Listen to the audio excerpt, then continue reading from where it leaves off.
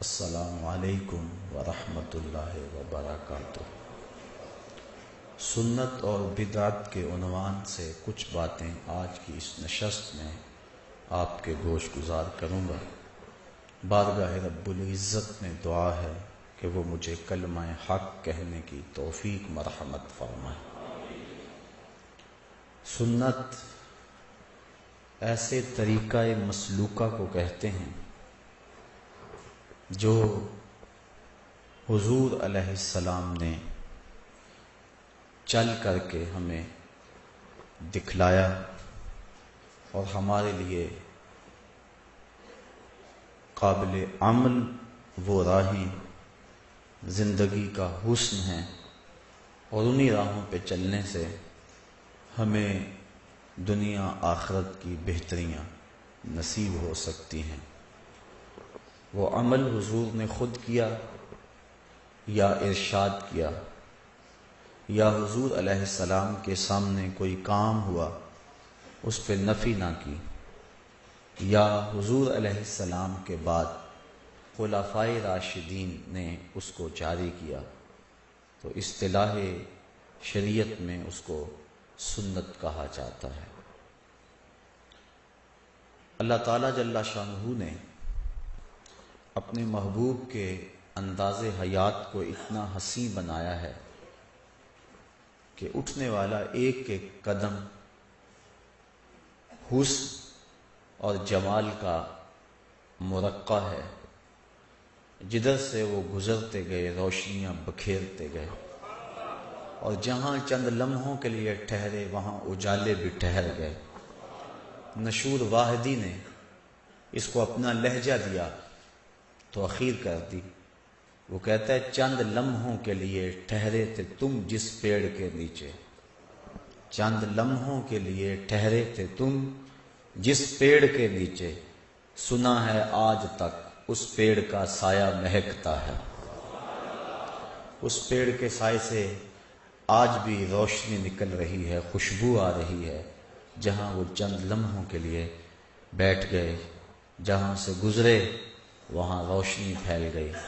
ستارے اس راستے کے ذروں کی بلائیں لیتے ہیں جن ذروں پر حضور کے قدوم میمنت لزوم آئے۔ ہمارے لیے حضور کی زندگی کا ایک ایک لمحہ اور ایک ایک عمل ایسا روشن راستہ ہے جس پر چل کر ہم اپنی دنیا بھی اور آخرت بھی بہتر کر سکتے ہیں۔ آقا کریم علیہ السلام نے اپنی سنت پر چلنے کی ترغیب ارشاد فرمائی، اور ارشاد فرمایا میں تمہارے اندر دو بھاری چیزیں چھوڑ کے جا رہا ہوں، ایک اللہ کی کتاب، دوسرا اس کے نبی کی سنت۔ ان دونوں کو مضبوطی سے تھام لو، کبھی بھی گمراہ نہیں ہوگے۔ کتاب و سنت کے دامن کو تھامنے والا ہدایت کی راہوں کا مسافر ہوتا ہے۔ اور دوسرے ایک اور مقام پر ارشاد فرمایا علیکم بسنتی وسنت الخلفاء الراشدین المہدیین، تمہارے اوپر میری اور میرے خلفاء راشدین جو کہ ہدایت کا نشان ہیں ان کی سنت لازم ہے، اور فرمایا اس کو داڑوں کی مضبوطی سے پکڑ لو۔ اور ایک اور مقام پہ ارشاد فرمایا النکاح من سنتی من راغب عن سنتی فلیس منی، نکاح میری جملہ سنتوں میں سے ایک سنت ہے، اور جس نے میری کسی ایک سنت سے بھی اعراض کیا تو اس کا ہمارے سے کوئی تعلق نہیں ہے۔ فلیس منی، میرے سے اس کا رشتہ نہیں ہے۔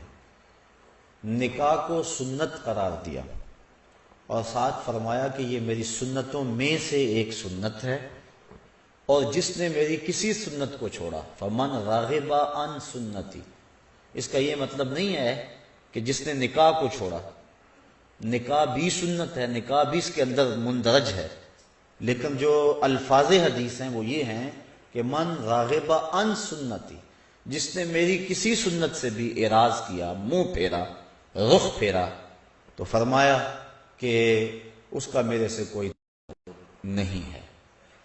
تو یہ کس قدر سخت وعید ہے حضور علیہ السلام کی طرف سے ان لوگوں کے لیے جو حضور کی سنت کا ترک کرتے ہیں۔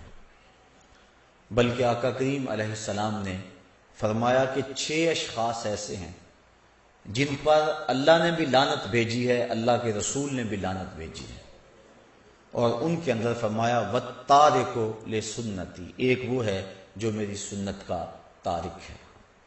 اور جو شخص حضور کی سنت پہ عمل کرتا ہے، ایک روایت حضور علیہ السلام نے ارشاد فرمایا من حافظ علی سنتی اکرمہ اللہ تعالی باربع خصال، جس نے میری سنت کی حفاظت کی، میری سنت پر عمل کیا، میری سنت کی راہوں پہ چلا، اللہ تعالیٰ جل شانہ اس کو 4 چیزیں عطا فرماتا ہے۔ پہلی چیز المحبت فی قلوب البررہ، جو نیک لوگ ہیں عامل سنت کی محبت نیک لوگوں کے دل میں اللہ ڈال دیتا ہے۔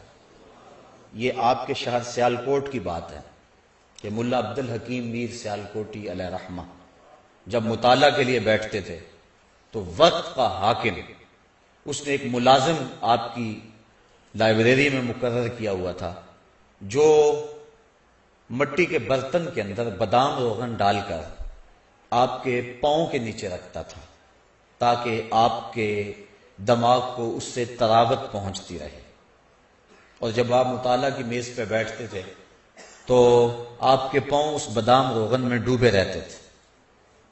8-10 دن کے بعد وہ بادام روغن بدلا جاتا اور اس کی جگہ نیا ڈالا جاتا، تو جو بدلا جاتا اس کو پھینکا نہ جاتا، بادشاہ کا حکم تھا کہ اس کو میرے دربار میں بھیجا جائے۔ بادشاہ جب اپنے بچوں کے ساتھ کھانا کھانے بیٹھتا تو چھوٹی چھوٹی رکابیوں کے اندر وہ بادام روغن بھی ہوتا اور اپنے بچوں کو کہتا اسے کھاؤ اسے کھاؤ، اس نے ایک عالم دین کے قدموں کو بوسے دیے ہوئے۔ تو کبھی یہ قدر تھی اہل علم کی، لیکن آج نہ تو وہ علماء رہے اور نہ ان کے وہ قدردان رہے۔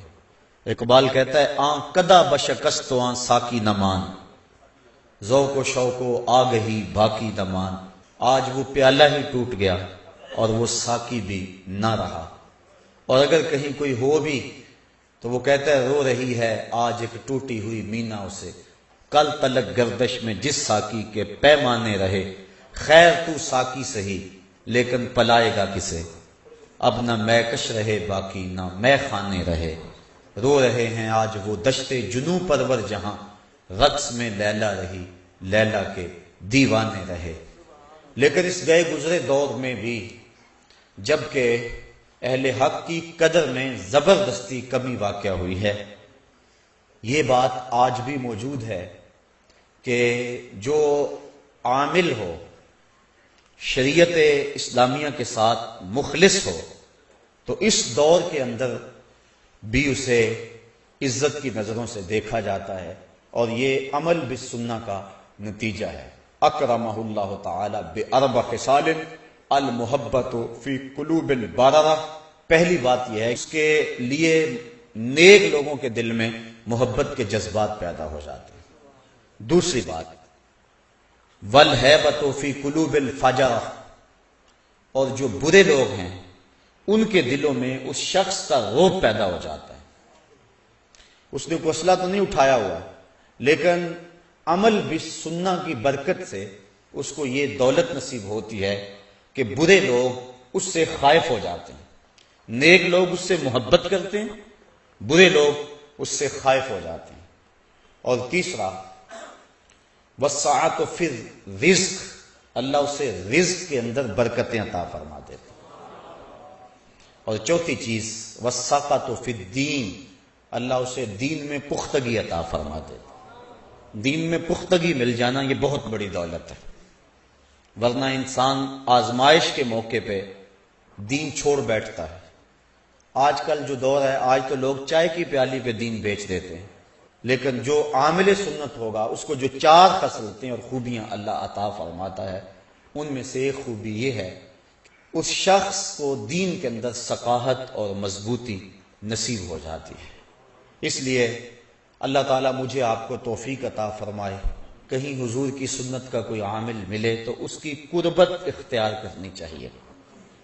ویسے بھی امام خویری نے ایک روایت نقل کی ہے، سیاتی زمان علی امتی یفرون من العلماء والفقہاء فیبتلیہم بثلاث، فرمایا میری امت پہ ایک ایسا وقت بھی آئے گا لوگ علماء و فقہاء کی صحبت سے دور بھاگیں گے، ان لوگوں کی مجلسیں اجڑ جائیں گی، اہل علم کے حلقے ویران ہو جائیں گے۔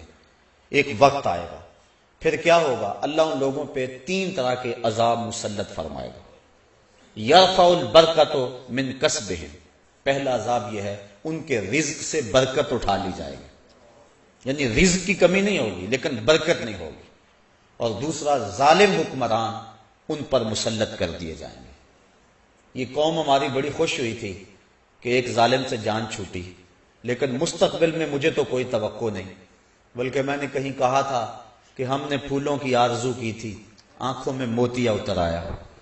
تو حالات کبھی بہتر نہیں ہوں گے اس طرح، جب تک ہم خود صحیح نہیں ہوں گے اتنی دیر تک حالات ٹھیک نہیں ہو سکتے ہیں۔ اللہ کی رحمت کی چھتری بن کے حکمران ہمارے اوپر نہیں آ سکتے جب تک ہم اپنے عمل زندگی کو نہ بدلیں۔ کسی نے حجاج بن یوسف کو کہا کہ تو نے حضرت عمر فاروق کا دور خلافت دیکھا ہے، تو ان جیسا عادل حکمران کیوں نہیں بن جاتا؟ تو اس نے جواباً کہا تبازروا اتعمر لکم، تم ابو ذر کیوں نہیں بنتے؟ تم ابو ذر جیسے عوام بن جاؤ، میں عمر جیسا حکمران بن جاتا ہوں۔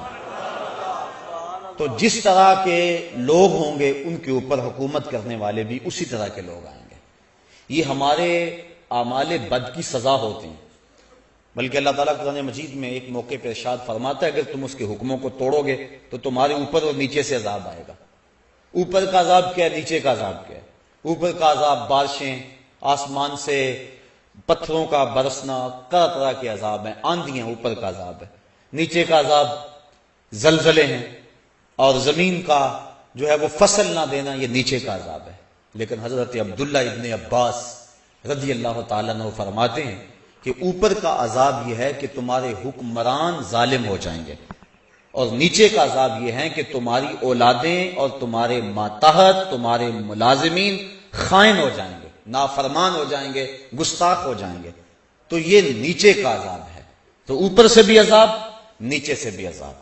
سارے دن کا تھکا ہوا بندہ شام کو گھر پہنچا تو گھر میں نوں ساس کا جھگڑا جاری تھا۔ اب اگر بیوی کو کچھ کہے تو گھر اجڑتا ہے، اور ماں کو کچھ کہے تو دونوں جہاں اجڑتے ہیں۔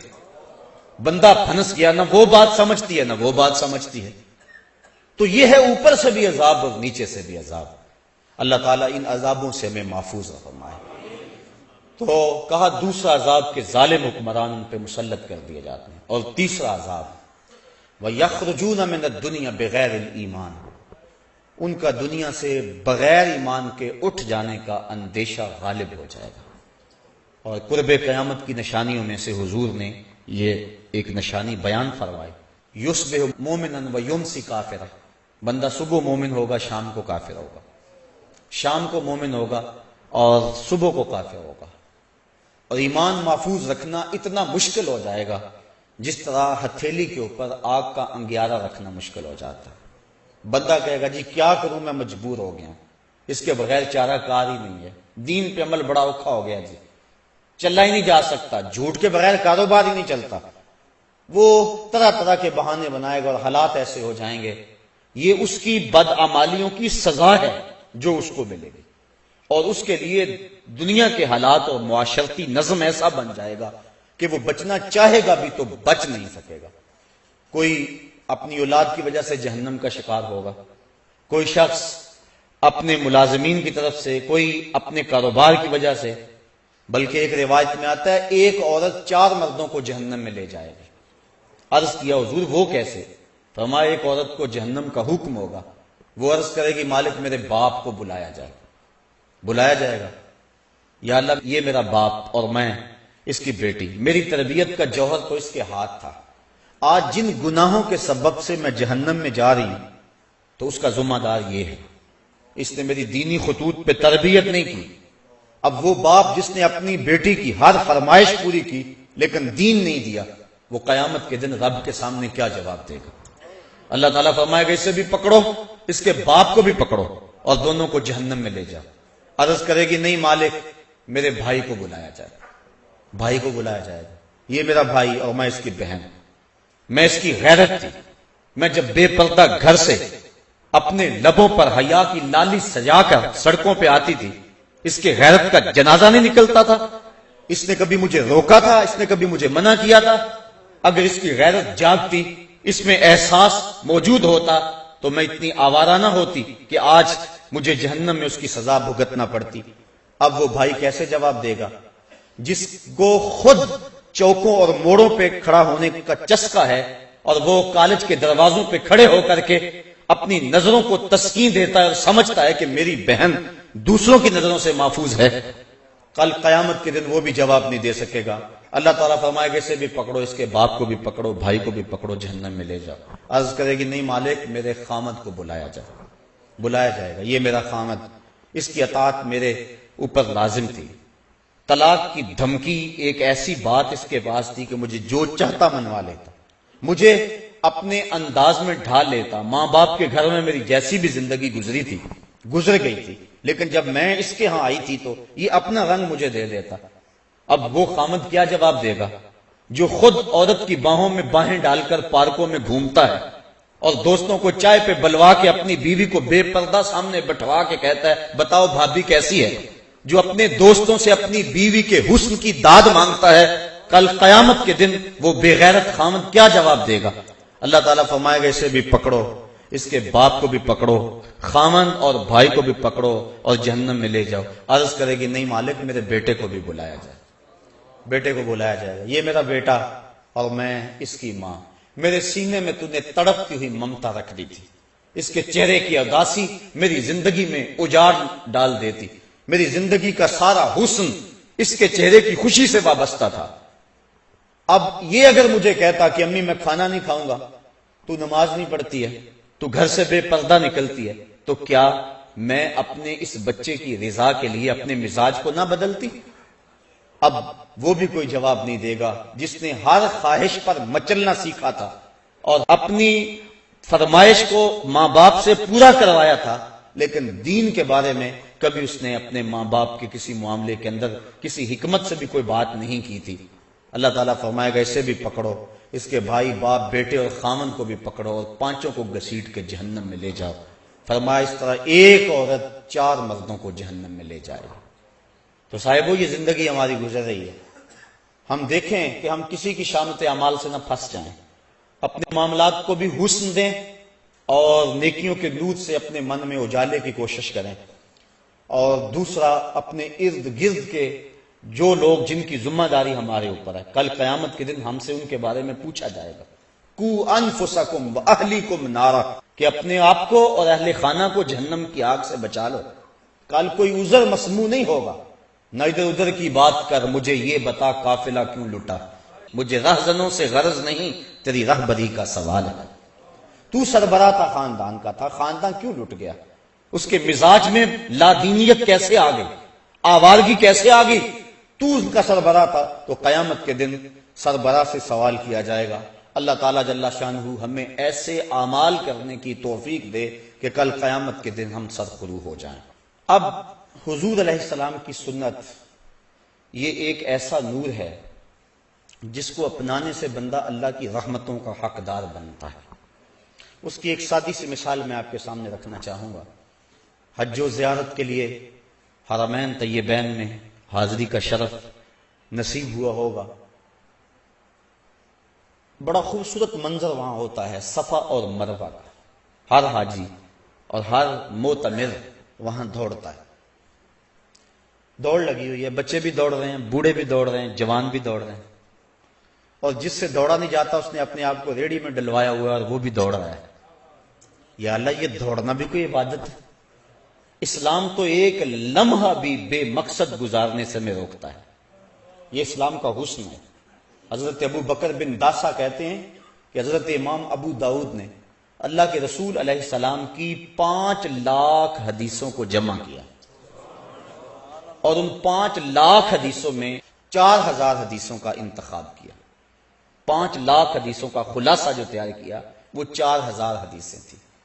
ان میں سے مناقب اور زہد کی احادیث نکال کر جن سے احکام ثابت کیے وہ صرف 800 حدیثیں تھیں، اور فرمایا میں ان 800 حدیثوں میں سے پھر 4 حدیثوں کا انتخاب کیا، کہا اگر ان 4 حدیثوں پہ عمل کر لو تو تمہاری دنیا اور تمہارے دین کے لیے یہ 4 حدیثیں ہی کافی ہیں۔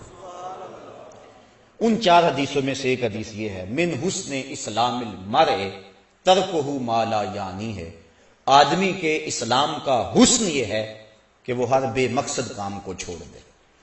تو یہ اسلام کا مزاج ہے۔ قدم اٹھانے سے قبل مومن سوچتا ہے اس کا فائدہ کیا ہوگا۔ اب 3.5 میل کی دوڑ ہے اور وہاں حاجی اور معتمر دوڑ رہا ہے، دل میں خیال پیدا ہوتا ہے کہ یہ مقصد کیا ہے۔ حضرت ہاجرہ تو دوڑ رہی تھی، پانی کے لیے دوڑ رہی تھی، بیٹے کو پانی چاہیے تھا، بیٹا تڑپ رہا تھا۔ حاجی کی تو بغل میں پانی کی بوتل ہوتی ہے، وہ پانی کے لیے تو نہیں دوڑ رہا ہوتا۔ امیر بھی دوڑ رہے ہیں، غریب بھی دوڑ رہے ہیں، بچے بھی دوڑ رہے ہیں، بوڑھے بھی دوڑ رہے ہیں، بعض ساری فیملیاں گئی ہوتی، چھوٹے چھوٹے بچے بھی دوڑ لگا رہے ہوتے ہیں۔ کیا وہ منظر ہوتا ہے، بادشاہ بھی دوڑ رہے ہیں، کج کلا بھی دوڑ رہے ہیں، غریب بھی دوڑ رہے ہیں، امیر بھی دوڑ رہے ہیں، اور ان راہوں پہ نبی بھی دوڑے ہیں، ولی بھی دوڑے ہیں، غوث اور کتب اور ابدال بھی دوڑے ہیں، خود امام الانبیاء بھی دوڑے ہیں۔ یا اللہ، یہ دوڑنا بھی کوئی عبادت ہے؟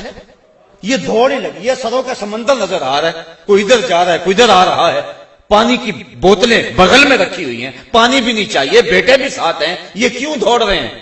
اللہ نے کہا کہ میری بندی نے راہوں پہ دوڑی تھی۔ یہ پروٹوکول ہے، یہ اعزاز ہے، یہ تکریم ہے۔ ذرا منظر تصور میں لائے نا، جب سیدہ ہاجرہ کو حضرت ابراہیم نے چھوڑا، اللہ کا حکم تھا، رات کو چھوڑا، صبح رخصت ہونے لگے، حضرت ہاجرہ آگے بڑھی، تمسکت بعضیالہ، دامن کو تھام لیا، کہا میرے شوہر نامدار، اس وادی بے آب و گیا میں چھوڑ کے کہاں جا رہے ہیں ہمیں؟ ایسی وہ وادی جہاں انسان تو کیا حشرات الارض بھی نہیں پائے جاتے تھے، وہاں انسانی اور حیوانی زندگی کیا، وہاں نباتات بھی نہیں تھے۔ مورخ اسلام حفیظ جلندری اس وادی کا نقشہ کھینچتا ہے، وہ کہتا ہے وہ وادی جس میں وحشت بھی قدم رکھتی تھی ڈر ڈر کے، جہاں پھرتے تھے آوارہ تھپیڑے بادے سر سر کے، جہاں پہ گھاس اگتی ہے، جہاں نہ پھول کھلتے ہیں، مگر یہ سرزمین ہے آسماں بھی جھک کے ملتے ہیں۔ وہ بے آب و گیا وادی، اور تنہا عورت، گود میں بچہ، اور کوئی وہاں پانی کا انتظام بھی نہیں ہے۔ تو دامن پکڑا اپنے شوہر کا، کہا اس تنہائی میں چھوڑ کے کہاں جا رہے ہیں؟ حضرت ابراہیم نے کوئی جواب نہیں دیا، پھر قدم اٹھایا، پھر دامن پکڑ لیا، کہا کیوں چھوڑ کے جا رہے ہو؟ پھر کوئی جواب نہ دیا۔ جب تیسرا قدم اٹھایا تو حضرت ہاجرہ نے خود کہا کیا ہمارے رب کا یہ حکم ہے؟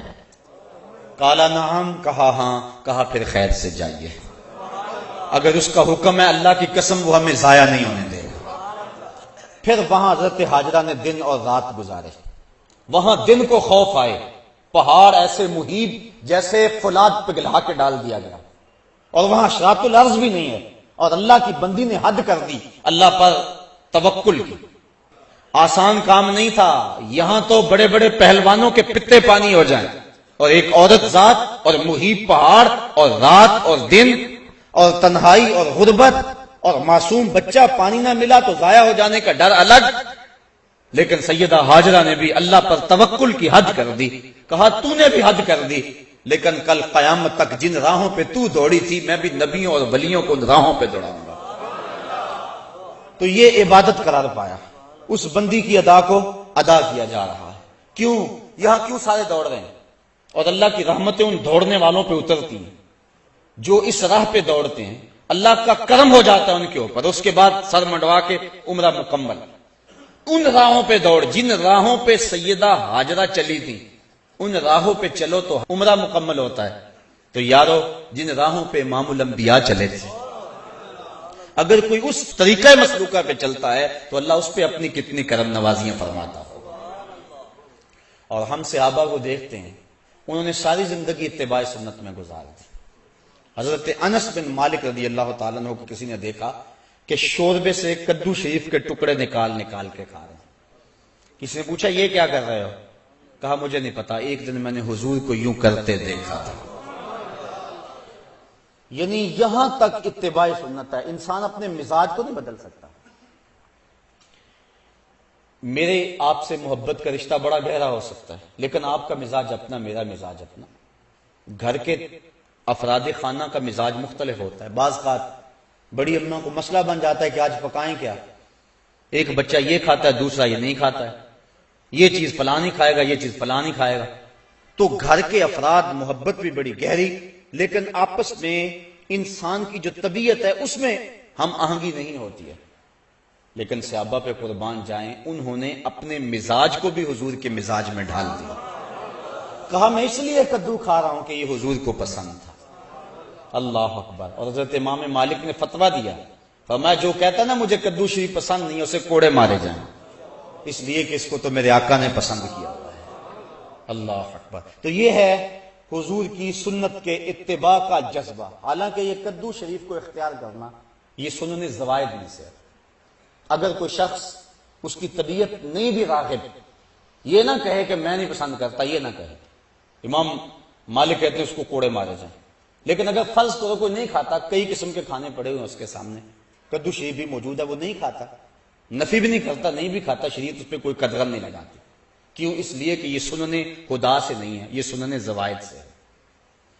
لیکن صحابہ نے سنن زوائد کا بھی انتظام رکھا، تو سنن خدا کا عالم کیا ہوگا؟ اور آج جس معاشرے میں ہم جی رہے ہیں، یہاں سنت کی تو پرواہ نہیں کی جاتی، سنت کیا فرضوں کی پرواہ نہیں کی جاتی۔ کیسا ماحول اور کیسے حالات آ گئے، اور ہمارے اوپر جو طرح طرح کی نحوستیں اور عذاب نازل ہو رہے ہیں، اس کی ایک اہم وجہ یہ ہے، اور لازمی یہ وجہ ہے کہ ہم نے حضور کی سنت سے رخ پھیر لیا ہوا ہے۔ اور حضور علیہ السلام کی سنت سے منہ پھیرنا یقیناً اللہ کے محبوب کی ناراضگی کا باعث ہے۔ امام قرطبی نے ایک روایت نقل کی ہے، آ جا کے سہارا تو یہ ہے نا کہ حضور شفاعت کریں گے، لیکن حضور فرماتے ہیں جس نے میری سنت سے منہ موڑا، کل قیامت کے دن میں اس کی شفاعت نہیں کروں گا۔ یہی تو ایک سہارا ہے، اور اگر حضور نے بھی شفاعت نہ کی تو بتاؤ کہ ہمارا آسرا کیا رہ جائے گا۔ تو صاحبو، سنت پر عمل یہ ایک مومن کا شعار ہے اور مومن کا مزاج ہے۔ اور آقا کریم علیہ السلام نے اپنی سنتوں کے احیاء پر کتنا پیارا وعدہ دیا کہ جو فساد امت کے دور میں میری ایک سنت کو زندہ کرے گا، اللہ اسے 100 شہیدوں کا ثواب عطا فرمائے۔ ایک شہید کا درجہ تھوڑا نہیں ہے، اس کے خون کا قطرہ زمین پر گرنے سے قبل اس کے سارے گناہ معاف کر دیے جاتے ہیں۔ اس نے اپنی جان جیسی متاع عزیز وار دی ہوتی ہے، لیکن جو سنت پہ عامل ہوگا تو اس کو 100 شہیدوں کا ثواب ملے گا، اس لیے کہ سنت پہ عمل کرنا فساد امت کے دور میں انتہائی مشکل ہے۔ نفس روکتا ہے، معاشرہ روکتا ہے، گھر والے روکتے ہیں۔ ایک زمانہ تھا کہ ایک نوجوان کی شادی ہونے لگی تو اس کے گھر والوں نے اس کو کہا کہ آپ داڑھی کٹوا دیں، لیکن وہ اڑ گیا۔ اس کے گھر والے میرے تک پہنچے کہ یہ آپ کے درس وغیرہ سنتا ہے، تو آپ جو ہے وہ اسے سمجھائیں کہ یہ داڑھی منڈوا دے۔ میں نے کہا اس میں کیا رجا داڑھی میں؟ تو کہنے لگا کہ وہ اس کا بھائی بھی کہنے لگا یہ میرے سے چھوٹا ہے، لیکن داڑھی کی وجہ سے مجھ سے بڑا نظر آتا ہے۔ میں نے کہا یہی تو حضور کے سنت کا کمال ہے کہ سنت چھوٹوں کو بھی بڑا بنا دیتی ہے۔ تم کہتے ہو یہ بڑا نظر آتا ہے، یہی تو سنت کا کمال ہے، سنت عزت دیتی ہے اور بڑائی دیتی ہے۔ میں نے کہا میں تو پتہ نہیں کتنے درسوں کا نتیجہ ہے اور اللہ سے کتنی دعائیں مانگتا ہوں اپنے سامعین کے لیے کہ یا اللہ جو میں کہوں ان کے دل میں اتار دے۔ تو میں نے جس کو خون جگر سے سینچا ہے، کیا تمہارے کہنے پہ اس کو روک دوں؟ یہ کیسے ہو سکتا ہے؟ میں نے کہا میں تو اس کو تھپکی دوں گا کہ جمع رہنا، ڈٹا رہنا، تیرے اوپر اللہ اس کے رسول کا سایہ رہے گا۔ تو یہ کیسا ماحول آ گیا، کیسے حالات آ گئے ہیں۔ لوگ کہتے ہیں کسی کو مسیتڑ کا تانا، وہ فلاں تو مسیتڑ ہو گیا، کسی کو کچھ کہہ دیا، کسی کو کچھ کہہ دیا۔ تو بعض اوقات ایسا ہوتا ہے کہ کوئی شخص جس نے سنت رسول چہرے پہ رکھی ہے اس سے کوئی ناسزا کام سرزد ہو جاتا ہے، تو ہمارے معاشرے میں جھٹ جو ہے وہ اس کے اوپر حملہ ہوتا ہے۔ وہ جا رہا تھا نا وہ بندہ سائیکل پہ، تو لمبی لمبی اس کی داڑھی تھی، تو وہ بریک نہ لگی تو وہ کسی میں سائیکل لگ گیا۔ اس نے کہا اتنی بڑی داڑھی رکھی ہوئی ہے، اس نے کہا یار داڑھی ہے بریک تو نہیں ہے، یعنی اس کا تعلق کیا ہے بریک سے؟ لیکن ہمارے معاشرے کے اندر سنت کو خفیف جانا جاتا ہے، اور جس کے نتیجے میں اللہ تعالیٰ کی طرف سے ہمارے اوپر یہ وبال ہے کہ ہم ہر وقت مشکلات اور دکھوں میں مبتلا ہیں۔ حضور نے فرمایا عرب جب تک امامے کا التزام رکھیں گے دنیا پہ غالب رہیں گے، اور جب امامہ چھوڑ دیں گے تو ان کا غلبہ دنیا سے ختم ہو جائے گا۔ اور آپ دیکھ رہے ہیں جب سے انہوں نے یہ لباس اتار کے وہ اپنا الگ سا قومی لباس بنا لیا تو ان کا روب زمانے سے ختم ہو گیا، تو سنت کے دم سے روب ہے۔ اور فرمایا الامائم تیجان العرب، امامے تو عربوں کے سر کا تاج ہے۔ اور جب بدر کے دن فرشتے نازل ہوئے تھے تو ان کے سروں کے اوپر امامے بندھے ہوئے تھے۔ اس طرح داڑھی شریف یہ حضور علیہ السلام کی سنت ہے۔ خسرو پرویز کے 2 قاصد حضور کی خدمت میں آئے، لیکن ان کی منڈی ہوئی داڑیاں اور بڑی ہوئی مونچھیں حضور کے سامنے جب آ کے بیٹھے تو حضور نے فرمایا یہ تم نے کیا شکل بنا رکھی؟ تو انہوں نے کہا ہمارے خداوند خسرو پرویز نے ہمیں داڑھی منڈانے کا حکم دیا۔ تو حضور علیہ السلام غصے میں آ گئے، فرمایا تمہارے جھوٹے خدا نے تمہیں داڑھی منڈانے کا حکم دیا اور میرے خدا نے مجھے داڑھی بڑھانے کا حکم دیا۔ تو ترغیب دی، بلکہ یہاں تک ایک تو ہے کہ داڑھی نہ ہو، دوسرا ہے کہ سنت کی مقدار تک نہ ہو، لیکن حضور کا ذرا فرمان سنیے اور ذرا اس پہ غور کیجئے۔ ایک تو داڑھی رکھنا سنت ہے، دوسرا کم از کم مٹھی بھر، اور تیسری سنت یہ ہے کہ داڑھی کا استرسال، یعنی داڑھی کو لپیٹا نہ جائے، اس کے اندر مینڈیاں نہ بنائی جائیں جس طرح کہ کفار موتی پروتے تھے، یا اس کو تو دے کر بالکل اس انداز سے اس کی سیٹنگ کی جائے کہ چھوٹی نظر آئے، اس کو کہتے ہیں اقد لحیہ۔ اور یہ بھی جو حضور نے ارشاد فرمایا من عقد لحیتہ انا محمدا بری منہ، فرمایا جس نے اپنی داڑھی کو عقد کیا، داڑھی کو گانٹھیں دی، اس کو تو دیے، فرمایا میری خبر پہنچا دو کہ اس سے محمد بیزار ہے۔ تو نہ صرف یہ کہ اس نے داڑھی رکھی ہوئی ہے اور ہے بھی وہ مقدار سنت کے مطابق، لیکن اس کو تو دیتا ہے، تو حضور نے بیزاری کا اظہار کیا۔ اور جو حضور کی سنت کو ہی قطع کرتا ہے اور زبان سے وہ دعویٰ کرے کہ میں عاشق رسول ہوں، تو یہ کس طرح اس کے دعوے کو قبول کیا جائے گا؟ مرزا قتیل دہلی کا بہت بڑا شاعر تھا، اور فارسی اس دور میں قومی زبان تھی، بعد میں ریختی آئی، پھر اردو۔ ایران کا کوئی شخص تھا جس نے مرزا قتیل کے اشعار پڑھے تو بڑا خوش ہوا، دل میں ارماں جاگا کہ میں اس کی زیارت کر کے آؤں، کہ وہ بڑا صوفی مزاج کوئی بزرگ ہے، چونکہ شعروں کے اندر جو مضامین تھے وہ صوفیانہ تھے۔ وہ سفر کر کے جب پہنچا، گھر کے دروازے کو دستک دی، انہوں نے کہا کہ مرزا صاحب حمام پہ گئے ہیں، تو وہ پیچھے حمام پہ چلا گیا، تو وہ حجام کے سامنے بیٹھ کے اپنی داڑھی کٹوا رہا تھا، منڈوا رہا تھا۔ اس کے ذہن میں کوئی اور نقشہ تھا، کوئی اور تصور تھا۔ جب اس نے اس حال میں دیکھا تو کہنے لگا مرزا یہ کیا کر رہے ہو، داڑھی تراش رہے؟ تو وہ شاعر تھا، اس نے کہا کہ میں داڑھی تراش رہا ہوں، اپنا ہی منہ چھیل رہا ہوں، کسی کا دل تو نہیں تراش رہا۔ تو اس نے کہا کہ یہ تو سمجھتا ہے میں کسی کا دل نہیں تراش رہا، یہ تو حضور کا دل تراش رہا ہے، یہ تو حضور کو تکلیف پہنچا رہا ہے۔ بس بعض اوقات کوئی ایک جملہ بھی ایسا ہوتا ہے کہ وہ دل پہ اتر جاتا ہے، تو فوراً وہ چیخ مار کے بے ہوش ہو گیا اور گر پڑا۔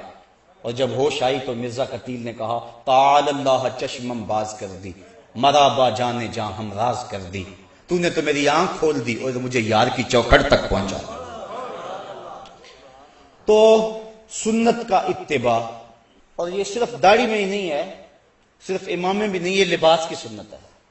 اس کے علاوہ حضور کا جو عمل زندگی ہے، ساری زندگی حضور علیہ السلام نے کسی کو تکلیف نہیں پہنچائی، دکھ نہیں دیا کسی کو، غریبوں، بیواؤں اور یتیموں کی مدد کرتے تھے، اور بوڑھی عورتوں کا سامان اٹھا کر کے حضور جہاں وہ کہتی وہاں اتار آیا کرتے تھے، وہاں رکھ آیا کرتے تھے۔ یہ سارے حضور کے طریقے ہیں، اور ان طریقوں کو اپنانے والا حضور کا محبوب ہوتا ہے۔ حضرت مجدد الفسانی علیہ رحمہ فرماتے ہیں کہ حضور کی سنت کے اتباع سے بڑھ کر خدا تک پہنچانے والا کوئی اور وظیفہ نہیں ہے۔ سب سے بڑا وظیفہ جو اللہ تعالیٰ تک پہنچاتا ہے بندے کو، وہ حضور کی سنت کا اتباع ہے۔ اس لیے حضرت خواجہ بزرگ شاہ نقشبند بخاری علیہ رحمہ آپ فرماتے ہیں کہ ہمارا کام سنت کا احیاء کرنا ہے اور شریعت کو رواج دینا ہے۔ ہم دنیا کے اوپر پیری مریدی کے لیے نہیں آئے ہیں، ہم تو اللہ اور اس کے محبوب علیہ السلام کے نظام کو رائج کرنے اور حضور کی سنت کو عام کرنے کے لیے آئے ہیں۔ تو حضور کی سنت کا اتباع ہر معاملے میں اور ہر حال میں یہ ہمارے اوپر ایک تو لازم ہے۔ دوسری بات، بدعت۔ بدعت کیا ہے؟ ایسا وہ طریقہ جس کی مثال حضور کے دور میں نہ پائی جائے، اس کو بدعت کہتے ہیں۔ حضرت مجدد الفسانی علیہ رحمہ آپ فرماتے ہیں بدعت وہ ہے جس سے رفع سنت ہو، یعنی سنت کی جگہ پر رکھیں اور سنت اس سے اٹھ جائے تو وہ بدعت ہوگی۔ جس طرح داڑھی منڈوانا ہے تو سنت کو قطع کر کے اس کی جگہ یہ چیز آئی، تو جو رافع سنت ہوگی اس کو بدعت کہیں گے۔ اس باب کے اندر بھی بہت ساری غلط فہمیاں ہیں جو لوگوں کے دل و دماغ اور ذہنوں میں موجود ہیں۔ وہ کہتے ہیں کہ جو بھی کام کرو اس کو بدعت قرار دے دیتے ہیں، جبکہ ایسا نہیں ہے۔ بدعت اس کو کہتے ہیں کہ جس کی سابقہ مثال حضور کے دور میں نہ ہو۔ ایک چیز حضور کے دور میں ہے ہی نہیں، بعد میں آئی ہے، اگر وہ شریعت سے ٹکراتی ہے تو بدعت ہے، سنت کی رافع ہے تو بدعت ہے، لیکن اگر رافع سنت نہیں ہے تو بدعت نہیں ہے۔ مثال کے طور پہ موجودہ دور میں ایٹم بم ہے، یہ اس وقت پاکستان کے پاس سرمایہ ہے اور اس کو اسلامی بم کہا جاتا ہے۔ تیغ و تبر اور تلواریں یہ اس کی مثال بنیں گی۔ اس دور میں اونٹوں پر اور گھوڑوں پہ سفر ہوتا تھا، اب ہم گاڑیوں پہ سفر کرتے ہیں، تو یہ خلاف سنت نہیں ہوگا۔ اس کی مثال سواری کی صورت میں وہاں موجود ہے۔ تو بدعت اسے کہیں گے کہ جس کی دور رسالت مآب یا دور خلفائے راشدین کے اندر کوئی مثال موجود نہ ہو، اور اگر کوئی مثال موجود ہے اس دور کے اندر اور کوئی کام بعد میں رائج کیا گیا تو وہ شریعت کے ضابطے سے ٹکراتا نہیں ہے، تو اس کو بدعت نہیں کہیں گے، بلکہ حضرت امام ربانی شیخ مجدد الفسانی کے قول کے مطابق وہ سنت ہی ہوگی۔ اور دوسرے ملا علی قاری علیہ رحمہ اور حضرت شیخ عبدالحق محدث دہلوی کے بقول وہ بدعت حسنہ ہوگی۔ انہوں نے تقسیم کی ہے بدعت کو 5 درجوں میں، لیکن حضرت مجدد الفسانی فرماتے ہیں کہ وہ بھی سنت ہے، اور وہ اس پر حدیث ہے، حضور نے ارشاد فرمایا من سن فی الاسلام سنتن حسنتن فلہ اجرھا، جس نے اسلام میں کوئی نیا طریقہ رائج کیا تو اس کو اچھا طریقہ تھا تو اس کو اس کی جزا ملے گی، اور جس نے بھی اس طریقے کے مطابق اس کو دیکھ کر عمل کیا اللہ تعالیٰ جل شانہ اس عمل کرنے والے کو بھی جزا دے گا، اور جس کے ذریعے سے ترغیب ہوئی بغیر کسی کمی کے اللہ اس کو بھی اتنا ہی اجر عطا فرمائے گا۔ اور آگے فرمایا من سن فی الاسلام میں سنتن سیئۃ فعلیہ وزرھا، تو جس نے اسلام کے اندر کوئی غلط طریقہ رائج کیا تو اس کے اوپر اس کی سزا ہے۔ تو بدعت ہر وہ عمل ہے جس سے سنت کا رفع ہو جائے، سنت اٹھ جائے، اس کو بدعت کہتے ہیں۔ پھر موجودہ دور کے اندر کچھ نئی چیزیں جو کہ اس دور میں ہیں اور اسلام کی روح کے منافی نہیں ہیں، اس کو بدعت کا الزام دے کر ان چیزوں کو ختم کرنے کی ضرورت نہیں، لیکن شریعت کے مزاج سے اگر کوئی چیز ٹکراتی ہے، کوئی نیا عقیدہ کسی نے گھڑ لیا، کوئی نیا عمل کسی نے گھڑ لیا جس کی اسلام میں مثال ہی موجود نہیں ہے، تو وہ بدعت ہوگا۔ حضرت عمر فاروق رضی اللہ تعالی عنہ نے جب دیکھا مسجد نبوی کے اندر کہ کچھ لوگ متفرق صلاۃ التراویح پڑھ رہے ہیں تو آپ نے ان سب کو جمع کیا اور حضرت ابی بن کعب رضی اللہ تعالی عنہ کو بلایا اور ان کو بلا کر کے کہا کہ تم ان کی جماعت کرواؤ تاکہ یہ لوگ اکٹھے ہو کے پڑھ لیں۔ عشاء کی نماز اور وتر کی جماعت حضرت عمر فاروق نے خود کروائی، لیکن جو تراویح تھی وہ حضرت ابی بن کعب رضی اللہ تعالیٰ عنہ نے کروائی۔ یہ وہ صحابی تھے جن کی آواز بڑی اچھی تھی، اور ایک دن یہ پڑھ رہے تھے کہیں اور حضور علیہ السلام سن رہے تھے، انہیں نہیں پتا تھا کہ حضور سن رہے ہیں، یہ اپنے گھر میں اپنے مکان میں کسی گوشے کونے میں پڑھ رہے تھے، حضور سن کے خوش ہو رہے تھے۔ انہوں نے تلاوت ختم کی، بعد میں جب حضور سے ملاقات ہوئی تو آقا کریم علیہ السلام نے فرمایا کہ ابی تم بڑا خوبصورت پڑھ رہے تھے، مجھے تمہارا پڑھنا بڑا پسند آ رہا تھا۔ تو حضرت ابی کا جواب سنیے، حضرت ابی کہنے لگے حضور اگر مجھے پتا ہوتا کہ آپ سن رہے ہیں تو میں اور سوار کے پڑھتا۔ اب یہاں حاشیہ لگایا ہے اعلی حضرت نے، ذرا اس پہ توجہ چاہوں گا۔ اعلی حضرت فرماتے ہیں کہ کسی کے دکھانے کے لیے پڑھنا تلاوت کرنا ریاکاری ہے کہ نہیں؟ کسی کو دکھانے کے لیے، میں اگر اس لیے تقریر کروں کہ آپ کہیں کہ واہ کمال ہو گئی ہے، اس لیے میں نقطے بیان کروں آپ کہیں حد ہو گئی ہے، تو یہ میرا سب کچھ جو ہے وہ ریاکاری ہوگا، کوئی مجھے ثواب نہیں ہوگا۔ اگر میرا مقصد ہے کہ آپ تک کوئی پیغام حق پہنچانا ہے، اللہ کا دین پہنچانا ہے، میں تمہارے تک کوئی بات پہنچانی ہے، اس جذبے کے ساتھ بات کروں تو یہ میرا دین ہے۔ لیکن اگر مجھے ہو کہ اس بات پہ لوگ سبحان اللہ زیادہ کہیں گے، اس پہ زیادہ خوش ہوں گے، یہ بات بڑی اچھی ہے، اور میں اس انداز کے ساتھ اپنی گفتگو کو مرتب کروں تو یہ دینداری نہیں ہوگی، دنیا داری ہوگی۔ میرا مقصود یہ ہونا چاہیے، بلکہ حضرت شیخ شہاب الدین سہروردی علیہ رحمہ عوارف المعارف کے اندر لکھتے ہیں کہ جو بیان کرنے والا ہے اس کی زبان لوگوں سے محو گفتگو ہو، لیکن اس کا دل اپنے رب کے ہاں کشکول کی صورت میں پھیلا ہوا ہو اور عرض کرے مالک لفظ میرے ہیں، تاثیر تو بھر دے، اور اللہ سے لمحہ لمحہ توفیق مانگے۔ تو حضرت شیخ شہاب کہتے ہیں پھر ہو ہی نہیں سکتا کہ بات سننے والوں کے دلوں تک ترازو نہ ہو، یہ دعا ساتھ مانگتا رہے۔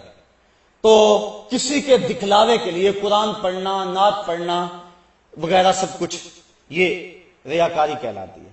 تو حضرت ابی بن کعب کہتے ہیں کہ مجھے پتا ہوتا کہ آپ سن رہے ہیں میں اور سنوارتا۔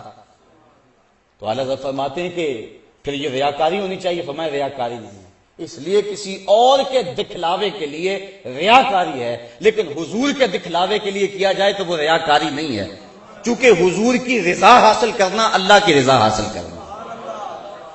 اللہ اکبر۔ تو حضرت ابی بن کعب چونکہ بہت اچھا پڑھتے تھے، تو حضرت سیدنا عمر فاروق رضی اللہ تعالیٰ نے ان کو کہا کہ تم نماز پڑھاؤ۔ اس طرح انہوں نے نماز پڑھائی، کافی لوگ اکٹھے ہو گئے، جو متفرق پڑھتے تھے جو ہے وہ بھی اکٹھے جماعت بن گئے۔ تو حضرت عمر فاروق نے جب دیکھا تو بڑے خوش ہوئے اور خوش ہو کے فرمانے لگے نعمت البدعۃ ھذہ، یہ بڑی اچھی بدعت ہے بدعت لیکن ہے بڑی اچھی۔ یہ جو صلاۃ التراویح ہے یہ حضرت عمر فاروق کے دور کی ہے۔ اس طرح عربی میں خطبہ کہا کرتے تھے اور اس کو سننا مسنون ہے، اور اس میں آپ کنکر بھی نہیں ہلا سکتے۔ اور وہ کیا ہے جو اذان ثانی کے بعد جو ہے وہ خطبہ دیا جاتا ہے، جس میں درمیان میں امام بیٹھتا ہے، عربی خطبہ۔ اب جب زمانہ گزرا، اسلام جگہ جگہ پہنچا، عجم کے لوگ جو تھے وہ عربی نہیں جانتے تھے، تو اب خطبہ دین سکھانے کے لیے، لوگوں کو اللہ سے ڈرانے کے لیے، پیغام حق کے ابلاغ کے لیے، تو عربی تو لوگ سمجھتے نہیں ہیں سارے، تو کیا کریں پھر؟ تو علماء نے مل بیٹھ کے یہ سوچا اور اس پہ اجتہاد کیا کہ ایک اذان پہلے دے لیں اور اذان ثانی سے قبل اردو میں یا کوئی جس علاقے کا رہنا والا ہے اس زبان کے اندر وہ ایک الگ خطبہ دے لے، تاکہ اس سے لوگوں کو مسائل دینیاں سمجھائے جائیں، اور جو اصل روح ہے وہ سنت رفع نہ ہو۔ اگر اس کی جگہ آپ تقریر اردو کی لاتے تو پھر یہ بدعت ہوتا، یہ ایسی بدعت سیاح ہوتی جس سے رفع سنت ہوتا، لیکن سنت اپنی جگہ پہ برقرار ہے۔ لیکن یہ اردو خطبہ جو ہے جمعے کے اندر پہلے امام دیتا ہے اذان ثانی سے قبل، یہ حضور کے دور میں نہیں تھا، بعد میں ایجاد کیا گیا، بالخصوص عجم کے علاقوں میں جہاں دین کو سمجھانے کے لیے یہ ایک مؤثر ذریعہ تھا۔ تو اب یہ بالکل بدعت ہے، لیکن اس کو بدعت سیاح نہیں کہیں گے، تمام مسالک کے لوگ ایسا کرتے ہیں، کیونکہ اگر یہ بھی نہ ہو تو لوگوں تک پیغام کیسے پہنچے۔ تو اصل چیز کو اپنی جگہ پہ رکھیں، یہ بات ذہن میں رکھیں، اصل چیز کو اپنی جگہ پہ رکھیں، اور اس کے ساتھ ضرورت کے تحت اگر آپ کوئی چیز شامل کر لیتے ہیں تو وہ بدعت بھی ہوگی، تو وہ بدعت سیاح نہیں ہوگی، بدعت حسنہ ہوگی۔ اب سلطان صلاح الدین ایوبی نے جب حالات پہ قابو پایا تو آپ جانتے ہیں کہ اس دور میں جو خلفاء تھے ان کا حال کیا تھا۔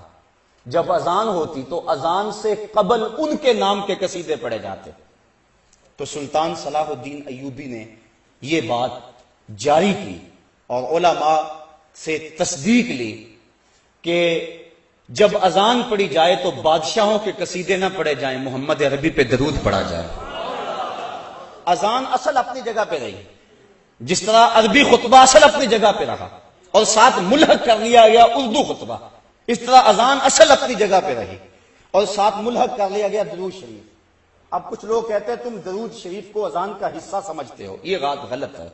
اگر اذان کے اندر کوئی چیز شامل کی جاتی تو پھر حصہ بنتا۔ اب یہ اذان سے بالکل الگ ہے، پھر اذان کی ٹون الگ ہے، درود شریف کا جو ہے انداز الگ ہے۔ اذان میں کھڑا ہونے کی حالت الگ ہے، کانوں کے اندر انگلیاں لیتے ہیں، لیکن اس کی صورتحال جو ہے وہ درود کے اندر مختلف ہے، اور سننے والا سمجھتا اب یہ درود ہو رہا ہے اور اب یہ اذان شروع ہو گئی ہے۔ پھر اذان کا جواب دینا لازم ہے، واجب ہے، درود کا جواب دینا لازم واجب نہیں ہے۔ اور پھر اس کو کبھی چھوڑ بھی دیا جائے تو کوئی نہیں کہتا کہ آج اذان نہیں ہوئی۔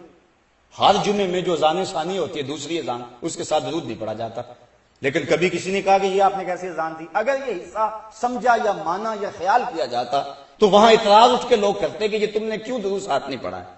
تو یہ بات ذہن میں رکھیں کہ یہ اس دور کے اندر ایسا ہوا کہ جب کہ بادشاہوں کے قصیدے پڑھے جاتے تھے تو سلطان صلاح الدین ایوبی، یہ وہ شخص ہے جس سے اللہ نے کام لیا تھا، تو اس سے یہ بھی کام لیا گیا، اس نے کہا چھوڑو شاہوں کے قصیدے، اذان سے پہلے محمد عربی کے قصیدے پڑھے جائیں۔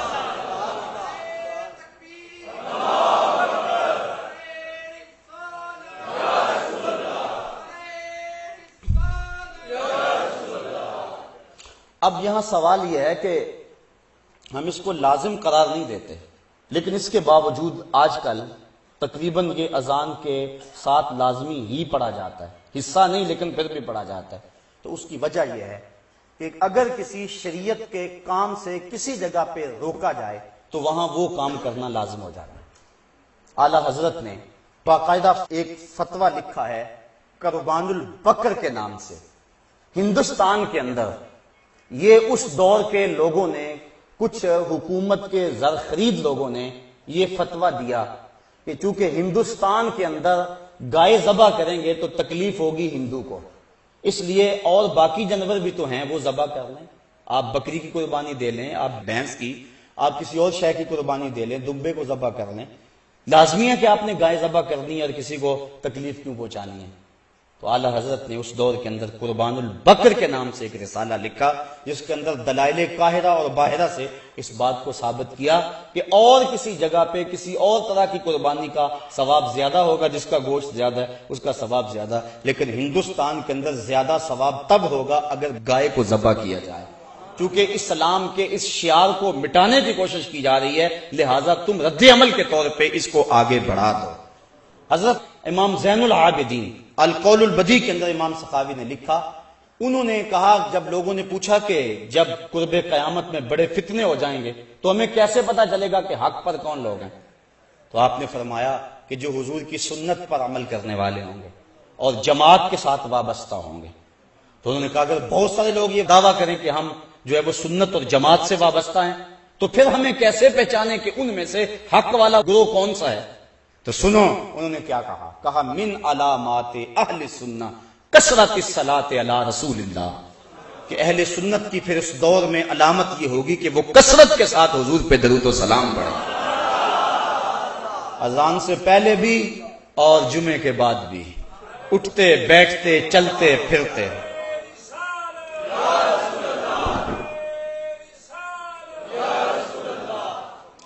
اور یہ بات ذہن میں رکھیں، یہ جو کچھ میں کہہ رہا ہوں انصاف کی بنیاد پہ کہہ رہا ہوں کہ کوئی غلط فہمی میں حضور کے درود پہ اعتراض نہ کر بیٹھے اور آقا کریم علیہ السلام کی رحمتوں سے محروم نہ ہو جائے۔ باقی جو بدعت ہے ہم ڈٹ کے بدعت کہتے ہیں۔ اعلیٰ حضرت سے کسی نے پوچھا کہ یہ جو طاقوں کے اندر چراغ جلاتے ہیں،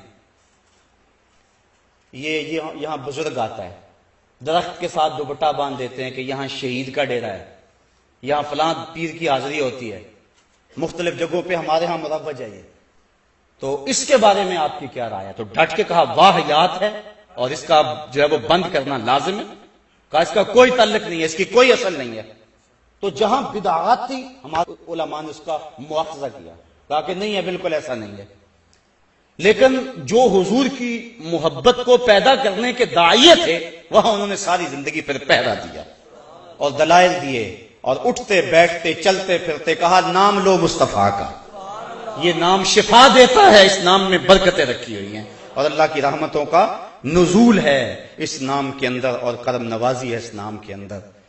تو صاحبو یہ مضمون اپنے دامن میں بڑی وسعت رکھتا ہے، تو وقت بہرحال مجھے اور آپ کو ملحوظ ہے، اللہ مجھے آپ کو اپنی رحمتوں اور کرم نوازیوں کا حصار دے اور عمل بالسنہ کی توفیق دے۔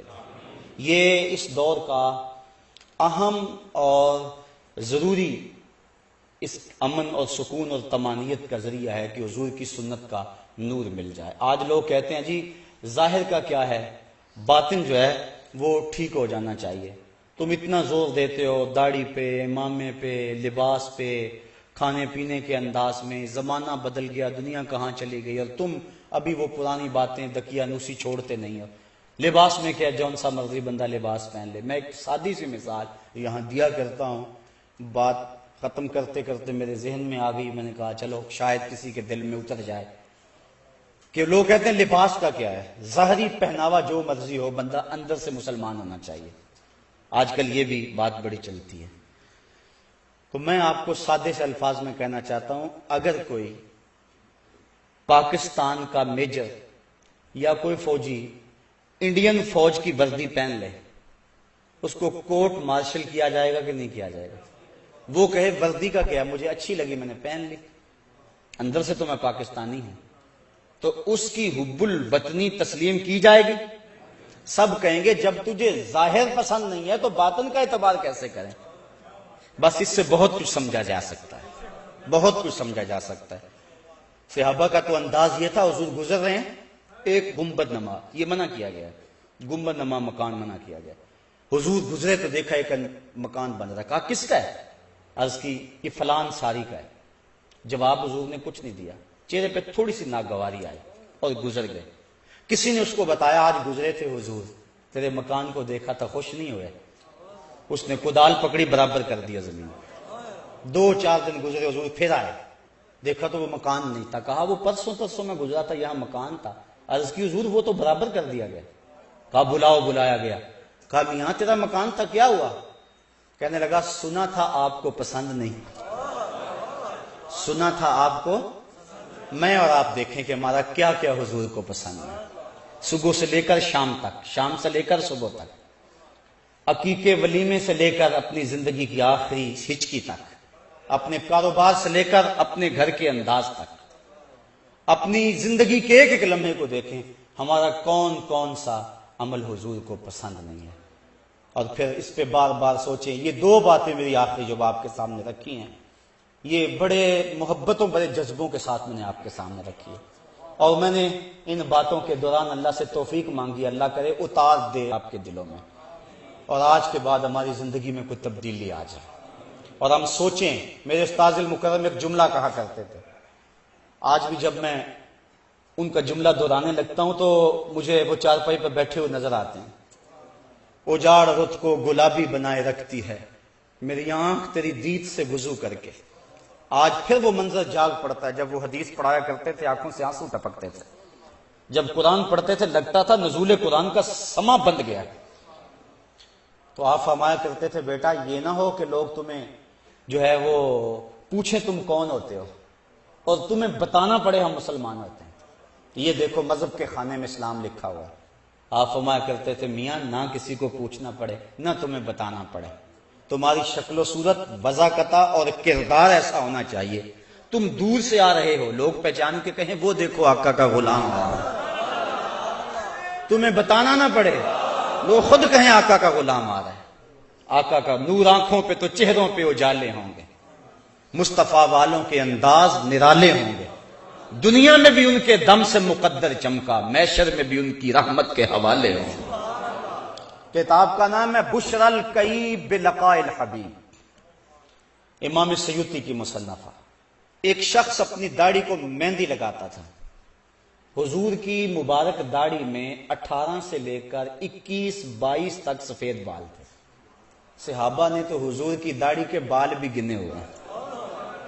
کیسی نظر رہتی تھی جمال رسول پہ، اور انہیں ناز تھا اس پہ کہ ہم نے حضور کو دیکھا۔ حضرت ابو طفیل یہ صحابہ میں سب سے آخر میں انتقال فرماتے ہیں، 110 ہجری کو ان کا انتقال ہوا۔ حج کا موقع تھا، لوگوں کا ہجوم تھا، اونچے ٹیلے پہ چڑھ گئے اور لوگوں کہنے لگے میرے قریب آ جاؤ۔ اس وقت دنیا پہ کوئی اور آنکھ نہیں ان آنکھوں کے علاوہ جن آنکھوں نے حضور کو دیکھا، مجھ سے پوچھو حضور کے بارے میں تمہیں بتاؤں۔ انہیں فخر تھا، وہ ایک شاعر ہوا ہے ذوق، اس نے حد کر دی۔ وہ اپنے شاگردوں میں ایک دن کہنے لگا کہ آنے والی صدیاں تم پہ ناز کریں گی اے لوگو، آنے والی صدیاں تم پہ ناز کریں گی اے لوگو، تم نے ذوق کو دیکھا، تم نے ذوق سے باتیں کی ہیں، کہ زمانہ کہے گا انہوں نے ذوق سے باتیں کی ہیں، کہا تمہارے پہ زمانہ ناز کرے گا، تو جس نے ذوق کو دیکھا زمانہ ان پہ ناز کرتا ہے، اور جن کی آنکھوں نے محمد عربی کے چہرے کو دیکھا ان کی شان کا عالم کیا ہوگا۔ بغداد میں ایک بندہ روٹیاں بیچتا تھا، تازی روٹی 1 روپے کی، باسی روٹی 2 روپے کی۔ کسی نے کہا یار عجیب آدمی ہے، باسی روٹی 8 آنے کی ہونی چاہیے، تو اس کو 2 روپے کی بیچ رہا ہے۔ اس نے کہا نہیں لینی تو نہ لو، میرا ریٹ یہی ہے۔ کہا وجہ تو بتا، اتنی مہنگی یہ کیوں ہوگی باسی، یہ تو سستی ہونی چاہیے۔ کہا یہ جو باسی روٹی ہے یہ تازہ روٹی کی نسبت 1 دن حضور کے زمانے سے قریب ہے، کہ جس کو زمانہ رسالت مآب سے قربت ہو جائے اس کا وزن بڑھ جاتا ہے، اور جس کی آنکھوں نے جمال جہاں آرا کو دیکھا اس کا عالم کیا ہوگا۔ اس لیے وہ فخر سے کہتے ہیں اور دنیا پر اب کوئی آنکھ نہیں ہے جس نے ان کو دیکھا ہو، میں نے دیکھا ہے ان کو، آؤ مجھ سے پوچھو۔ لوگ قریب آ گئے، کہا صف لنا رسول اللہ صلی اللہ علیہ وسلم، بتاؤ حضور کیسے تھے۔ حضرت ابو طفیل کہنے لگے کان رسول اللہ صلی اللہ علیہ وسلم ملیحن مقصدن ابیض، ایک تو نمکین حسن والے تھے، دوسرا چٹی رنگت کے مالک تھے، تیسرا اپنی قد و قامت کے اندر اعتدال رکھتے تھے۔ تو یہ حضور کا انہوں نے نقشہ بیان فرمایا حضرت ابو طفیل نے۔ تو زمانہ ناز کرتا تھا جنہوں نے حضور کو دیکھا۔ تو صحابہ نے حضور کی داڑھی کے مبارک بال بھی گنے ہوئے ہیں۔ یہ بات کہاں سے کہاں چلی گئی یارو، ہمیں تو تذکیر ہی تب ہوتی جب حضور کا تذکرہ ہو۔ اللہ اکبر۔ وہ کہتے ہیں جنگل میں کوئی مے خار مرا ہے، اسے انگور کے پتوں کا کفن دو۔ اچھا اسے اگر کیلے کے پتوں کا کفن دے دے پھر گزر نہیں ہوگی، ہنڈولے کے پتوں کا کفن دے دے، تھوڑے پتے لگیں گے کفن بن جائے گا۔ یہ انگور کے پتے تو چھوٹے چھوٹے ہوتے ہیں، لیکن شاعر کہتا ہے اسے انگور کے پتوں کا کفن دو۔ کیوں؟ اس لیے کہ مرنے والا میخار ہے، اور شراب کشید ہوتی ہے انگور سے۔ میخار کو تو تسکین تب ہوگی کہ اس کا کفن انگور کے پتوں کا ہوگا، تو سنی کو تسکین تو تب ہوگی کسی کے لبوں پہ نام محمد آئے گا، حضور کا تذکر آئے گا تسکین ہو جائے گی۔ یا رسول اللہ۔ کتاب کا نام ہے بشر الکئی بلقاء الحبیب۔ کہتے ہیں ایک شخص، حضور کی داڑھی میں 22 بال تک سفید تھے، 22 تک سفید بال تھے، خضاب کرتے حضور اس کو سرخ مہندی کا۔ ایک نے دیکھا اور اس نے حضور کی سنت کے مطابق اپنی داڑھی کو خضاب سرخ مہندی کا کر لیا، فوت ہو گیا۔ جب قبر میں پہنچا تو نکیرین آ گئے۔ ایک نے پوچھا من ربوں کا ما دینوں کا، تو دوسرے نے بازو پکڑ کے اس کی داڑھی کی طرف اشارہ کیا، کہا تجھے نظر نہیں آ رہا اس کے چہرے میں اسلام کا نور چمک رہا ہے؟ تو صورت ایسی بناؤ کہ فرشتے بھی پہچان لیں۔ اللہ مجھے آپ کو اپنی رحمتوں اور کرم نوازیوں کا حصار دے۔